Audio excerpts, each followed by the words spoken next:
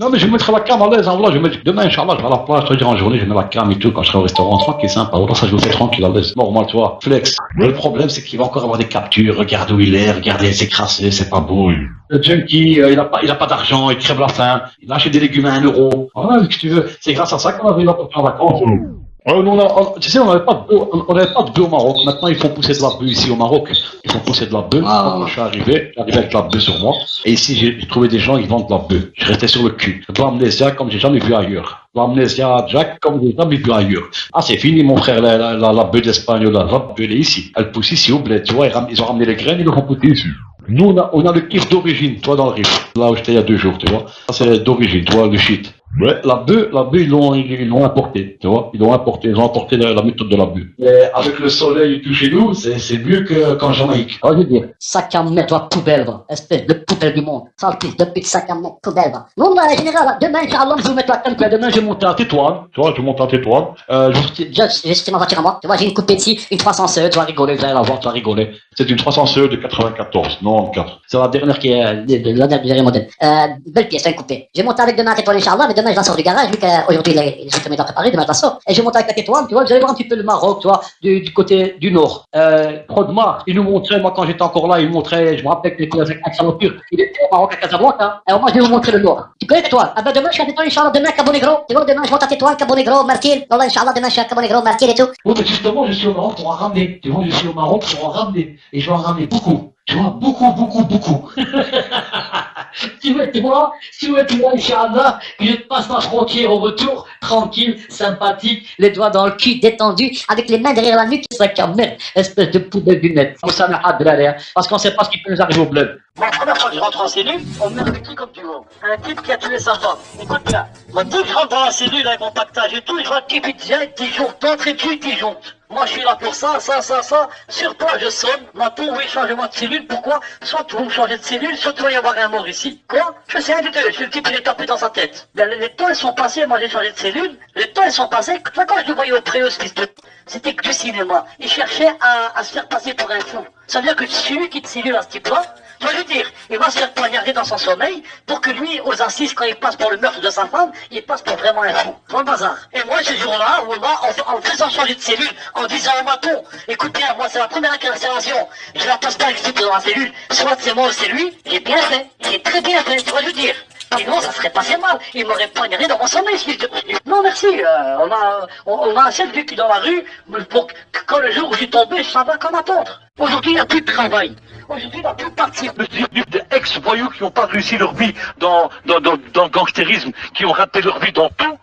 Alors, leur dernière solution, c'est laquelle? C'est bien se faire péter la gueule pour passer pour handicapé et avoir une pension d'invalidité. Moi, j'ai vécu ça par rapport à un type qui avait un café. Écoute bien quel café? Le café des frères là qui ont fait les attentats du 13 novembre là, à Paris. Le café des 2 frères. Avant ça, il appartenait à un riff que je connais. Il a employé un type sans papier. C'était son sous-fifre. C'est-à-dire que c'était son esclave. Wallah, c'était un ado, il le hagar. Des tartes, fait les cafés, fait ceci, sert le shit. C'était une vraie merde, le pauvre. Un jour, l'autre, il a été trop loin, le patron du café, le riff. Il l'a frappé. Qu'est-ce qu'il a fait, le type? Il est sorti du café en courant, il a traversé la rue, bim, il se fait ramasser par une voiture, bingo. L'euro million, on lui est tombé. Les papiers sont venus. L'invalidité à vie. Il a eu ses papiers en Belgique, là, bite ma mère, un appartement, écoute bien, social, directement.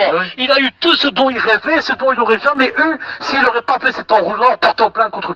Tu vois, je veux dire, voilà. Qui fait que dans ta bouche, tu peux mettre au moins un petit 15-20 grammes à l'aise. Pourquoi? Moi, parce qu'il y a eu des morts. Parce qu'il y a eu des morts, tu vois, des gens rentraient de la canne, de la coke, et quand tu ne voulais pas ouvrir la bouche, ils l'avalaient. Voilà, donc il y a une loi qui est sortie qui interdit le maton de te faire ouvrir la bouche. Alors, il dit, si tu veux, tu ne parles pas. C'est-à-dire que quand tu reviens de visite, en un mot chez nous, il n'y a que des muets. Non, écoute, comme tu as dit, tu as la maison d'arrêt, tu vois, et puis tu as la prison tout court. Ce qui fait que la maison d'arrêt, c'est le temps d'être jugé. Tu passes au maximum, normalement, 4 mois pour les faits normaux. Et pour les gens qui vont aller taper des assises, ils peuvent rester là jusqu'à 2 ans. Mais ce sont les meilleurs établissements. Tu vas dire, t'es qu'à Bruxelles, ça passe encore. Ils te posent la question quand tu rentres, quand tu es dans ton pactage. Est-ce que tu peux dormir sans prendre de médoc? Est-ce que tu n'es pas un drogué, tu n'es pas un tox? Donc, tu as l'air cachetonnés, tu vois, t'avais des cachetonnés et t'avais des gens non cachetonnés. Donc, attends, et les pédophiles et pointeurs. Moi, c'est parce qu'ils ont personne qui leur ramène du shit. Mon frère, moi, quand je suis rentré, j'avais du shit sur moi. Tu vois, moi, quand j'ai regardé le matin, je dis, moi, j'ai rien besoin, mon frère, ni de caché, ni quoi que ce soit. Moi, rien de ma cellule. Je rentre dans ma cellule, à mon pote, j'ai donné mon premier bédo, j'ai tapé une très bonne nuit de sommeil. La première nuit que tu passes, c'est la nuit que tu dors le mieux. Quand je suis tombé, la première nuit que j'ai passée, c'est la nuit que j'ai connu le mieux.